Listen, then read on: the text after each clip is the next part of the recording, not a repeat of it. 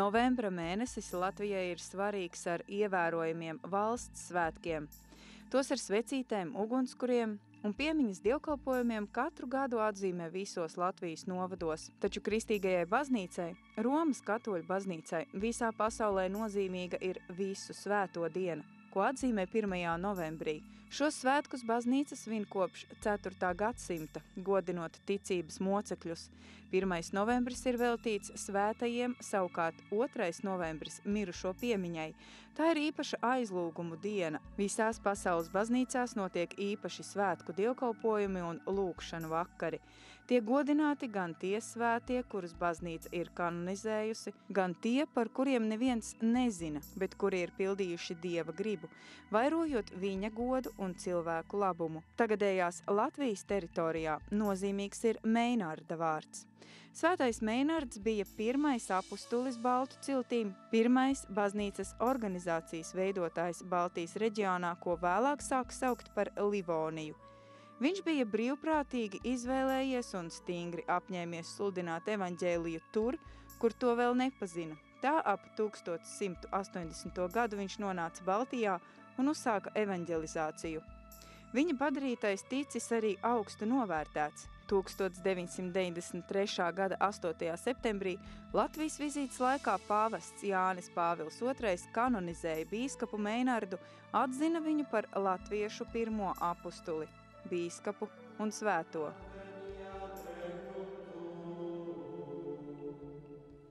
Fiat voluntas tua, sicut in cielo et in terra.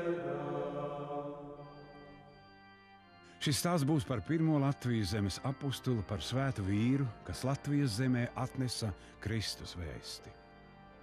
Zēgebergas klosterī bija kāds cienījamas dzīves un godājamas sirmuma vīrs, svētā Augustīna ordeņa priesteris. Viņš tikai Kristus dēļ, vienīgi lai sludinātu, ieradās Līvzemē kopā ar tirgotājiem, jo vācu tirgotāji, ko ar līviem saistīja draudzības saites, mēdza bieži, braukdam kuģos pa Daugavas upi apmeklēt Līvzemi. Dabūjis atļauju no Polotskas kņaza Vladimira, kam līvi, kur vēl bija pagānu maksājuma meslus un reizē arī saņēmis no viņa dāvanas, minētais priesteris drosmīgi stājās pie Dievam tīkamā darba, sludinādams līviem un uzceldams baznīcu Ikšķiles ciemā. Vēstures fakti liecina, ka Meinards bija augustīniešu ordeņa un Zēgebergas abatijas klostera kanoniķis. Vieta, no kurienes nācis Meinards, ir īpaša. Vairāk kā 800 gadu Zēgebergas pilsētā rodam Svētās Marijas baznīca, kas glabās seno laiku liecības. Svētās Marijas baznīca ir vecākā sarkano ķieģeļu mūra viduslaiku ēka Ziemeļvācijā. 1120. gadā misionārs vārdā Viselīns dibina augustīniešu klosteri Zēgebergā. Uz laiku misija tiek pārtraukta, bet 1159. gadā izdodas uzsākt baznīcas celtniecību. Šodien senie klostera mūri nav saglabājušies. Viens skaistais dievnams glabās senas detaļas un liecības par drosmīgajiem augustīniešu klostertēviem. Šajā baznīcā Meinards ir vadījis dievkalpojumus. Viņam ir bijis liels iespējas uz Zēgebergas ļaudīm, un viņa darbība atstājas arī lielu iespaidu Baltijas valstīs. Priecājos, ka šī senā baznīca ir saglabājusies līdz mūsdienām un var dot kristīgu patvērumu cilvēkiem. Tagadējā Latvijas teritorijā Meinards ieradās kā misionārs kopā ar Brēmenes tirgotājiem. Ap 1180. gadu viņš nonāca Baltijā un uzsāka lībiešu evaņģelizāciju. Meinards bija brīvprātīgi izvēlējies un stingri apņēmies sludināt evaņģēliju tur, kur to vēl nepazina. Uzsākot Līvzemes misiju, Meinards bija ap 60 gadu vecs. Zēgebergas klostera celtniecības laikā, labi iepazinis būvdarbus, viņš nolēma savu zināšanas realizēt arī Ikšķilē. Pieaicinot akmeņkaļus no Gotlandas, top pirmā mūra celtne Baltijā Ikšķiles baznīca. Tie bija krusta karu laiki, ļoti asiņaini laiki, teiksim, un tas bija arī laikmets, kad īstenojās, ja tā varētu sacīt, Drang nach Osten. Tas ir, teiksim, pakāpenisks vietējo cilšu, slāvu, baltu, somu, ugru pakļaušanas process, varētu teikt, Svētās Romas impērijai vai Vācijas impērijai. Pakļaušana notika divējādā ceļā. No vienas puses ar uguni un zobenu krustakaru veidā, un viņi notika arī miermīlīgā ceļā ar krustu un ar ūdeni, varētu sacīt. Un bīskaps Meinards, kuru mēs godinam, faktiski bija viens no tiem cilvēkiem, kas īstenoja kristietības izplatīšanu mierīgā ceļā. Kristietība deva, es domāju, vietējām ciltīm, ja mēs abstrahējamies no tā, ka viņi zaudēja savu relatīvo neatkarību, kāda tā bija. Viņas deva pirmkārt varbūt zināms civilizācijas ieguvums, sevišķi tas nāca caur cisterciešu klosteriem, dažādi jaunumi varbūt agrotehnikā, medicīnā, celtniecībā, piļu būvniecībā, mūra konstrukcijas. Tālāk, es domāju, ka tās deva arī monoteismu, kādu citādu ideju par Dievu, par dievību. Un te būtu atzīmējams augustīniešu klostera, augustīniešu mūgu darbību, pie kuriem piederēja arī Meinards un pie kuriem piederēja vēlāk arī Alberts. Nāca pirmās skolas latiņu valodas mācīšana. Mēs varam abrīnot cilvēku, kas ieradies Līvzemē, būdams jau pāri pusmūžam, jo, kā kronika raksta, cilvēks ar cienījamu gadu skaitu, un kad viņš tomēr varēja tik lieliski organizēt darbu, tik apņēmīgi turpināt nevisai pateicīgos apstākļos šo katrā ziņā uzteicamo ieceri iepazīstināt lībiešus ar kristietību. Iepazīstināt tik miermīlīgā veidā, kad saviem nākošajiem pēctečiem lībieši skaidri un gaiši teiks: tu mums māci kristietību turēt ar vārdiem un nevis ar sitieniem, tad, kad Bertolds un Alberts ierodās arī ar karaspēku. Ja?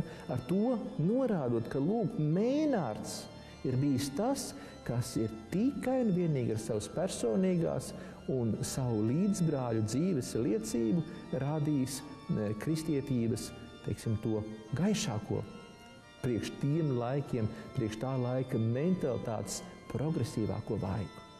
Meinarda laikā stabili izveidojas vietējā diecēze, vietējā bīskapija. Pirmā lokālā baznīca, vai kā te ir ļoti skaisti latīņu valodā teikts, eklēzija primitīva, mūsu zemes pirmbaznīca.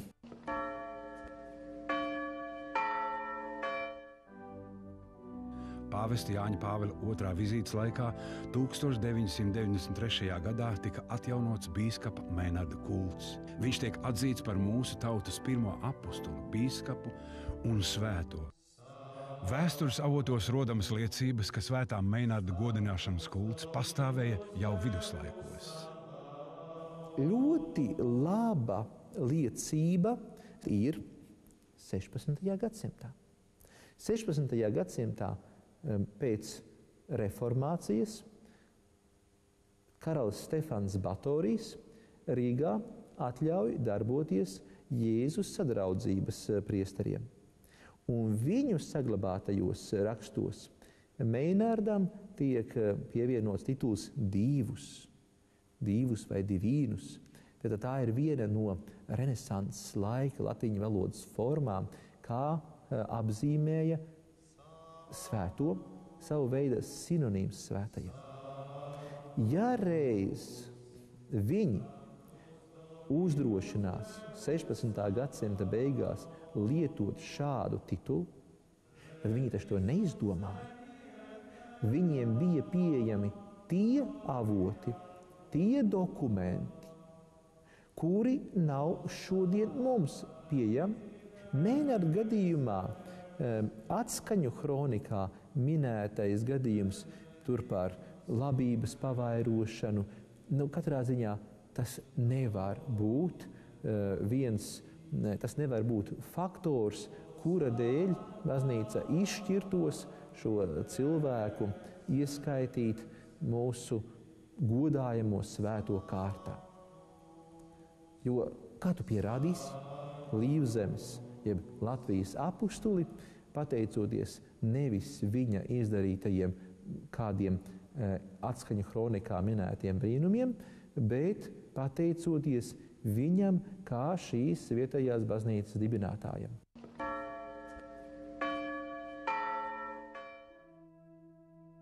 Meinarda vārds Latvijā godinot svēto dots dievnamiem. Ogres katoļu draudze dibināta 1981. gadā padomju laikā, kad tas bija gandrīz neiespējami. 1995. gadā Ogres katoļiem tiek paziņots tā laika arhibīskapa metropolīta Jāņa Pujata lēmums. Ogres katoļu draudzes un Jaunceļamās baznīcas aizbildnis būs svētais bīskaps Meinards. Un svētā Meinarda svētki, kuri iekrīt 14. augustā Ogres dievnamā un arī svētā Meinarda salā, ik gadu svinami svētdienā pēc 15. augusta Dievmātes debesīs uzņemšanas svētkiem. Ogres dievnamā ikdienas pēc svētās mises tiek lūgta lūgšana un dziedāta himna svētajam Meinardam. Liepājas Svētā Meinarda baznīca ir iesvētīta 2001. gadā. Tā celta kā Vatikāna paviljons pasaules izstādei Expo 2000 Hannoverē. Pēc izstādes kā dāvinājums celt nonāk Latvijā un iegūst Svētā Meinarda vārdu. Te simboliski glabājas arī piemiņas akmeņi no Ikšķilas baznīcas drupām.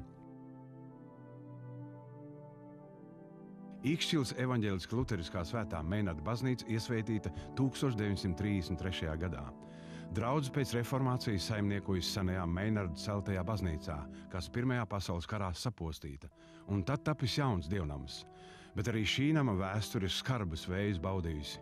Padomju gados ēka Dievu vārdam tikusi liekta, bet šobrīd atgūts gan Meinarda vārds, gan dievnama godība. Ikšķila vēl pēc 9 gadsimtiem glabā kādreizajā Livonijas bīskapa Svētā Meinarda celtās mūra baznīcas drupas. Lai varētu aplūkot šo Latvijā vienīgo 12. gadsimtā tapušo vēstures un kultūras pieminekli, uz salu aizved laivas. Reiz gadā augustā sala sasniedzam ejot kājām. Svētā Meinarda salu kopj un sargā Ikšķilas Romas katoļu draudze. Svētvietas vēsture ir skarba. Pirmā pasaules kara laikā nopostīta senā Ikšķilas baznīca. Rīgas Hes tapšanas laikā svētvieta gandrīz pilnībā apludināta. Nosargāt izdodas tikai pavisam nelielu saliņu. Pēc neatkarības atgūšanas uzņēmīgi ļaudis Ogres prāvesta Konstantīna Bojāra vadībā nostiprina salas pamatus, uzstāda krustu un skaistu akmens altāri. Tagad katru gadu, kā likums, pēc 15. augusta tur notiek svinīgie dievkalpojumi. Tur parasti vadīja vienmēr viņa eminents Jānis kardināls Pujāts, un arī tur notiek kristības, laulības. Laulības tur ceremonijas notiek gan katoļiem, gan luterāņiem. Svētā Meinarda vārds mūsdienās ir dažādu konfesiju vienotās vērtības apliecinošs tilts. Būtiskākais Meinarda mantojums ir nākotne, kam šobrīd esam liecinieki. 2010. gada 22. septembrī Ikšķilē Daugavas prospektā svinīgi notika bīskapam Svētajam Meinardam veltītā pieminekļa iesvētīšana. Ceremoniju vadīja kardināls Jānis Pujats. Es domāju, ka Meinarda vieta vēsturī ir ārkārtīgi specifiska, jo viņš tā kā Svētais Patriks Īrijā, tas ir pirmais garīdznieks, kas nesa to ideju un vistīrākā veidā. Viņš ir tāds simbolisks figūra, kura faktiski stāv pie nopietniem procesiem, sākuma procesiem Latvijā. Šajā darbā es drusciņi eksperimentēju, pat gāju uz risku, aktīvi strādāju ar ornamentiem un pat pielietoju faktiski, cik man zina, Latvijas tilniecība ir neraksturīgs paņēmiens, ja? Sīko ornamentu kalšanu. Šajā ziņā ļoti palīdzēja Savicka kungs, jo viņš maksimāli atbalstīja visus izdevumus, kas ir saistīti ar pieminekļu izgatavošanu. Man uzrunāja prāvests Bojāra kungs un tolaik Zinātņu akadēmijas prezidents Stradiņkungs, kad ir tāds projekts un vai es vēlētos tajā projektā piedalīties. To es uzskatīju par lielu godu. Svētais Meinards ieradās te. Mēs dzīvojām tā, kā mūs toreiz sauc par pagāniem. Mēs kļuvām civilizēta tauta, civilizēta nācija, civilizēta valsts. Tas lielākais mantojums, ko mēs guvām no tās mācības, es domāju. Un priekš nākotnes tas ir ļoti svarīgi, lai mēs saglabātos kā tauta. Katoļu saime Ar skaistu pateicības velti sveic mecenātu, kas ziedojot līdzekļus palīdzējis tapt skaistajam piemineklim, kas caur Meinardu un mūsu laiku ir vēstījums nākamajām paaudzēm.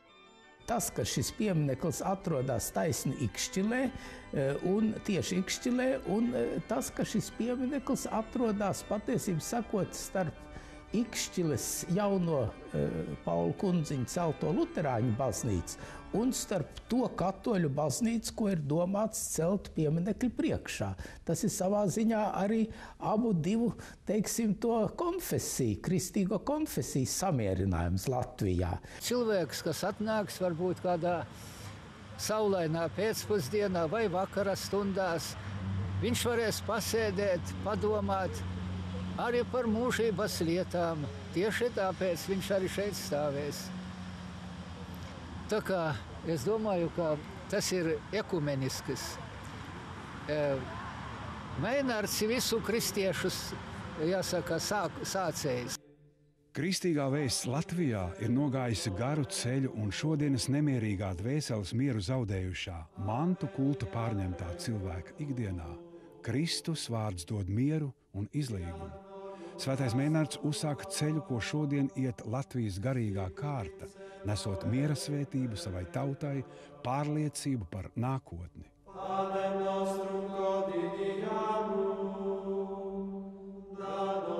Pateicamies par atbalstu sižeta tapšanā uzņēmumam ITERA Latvija.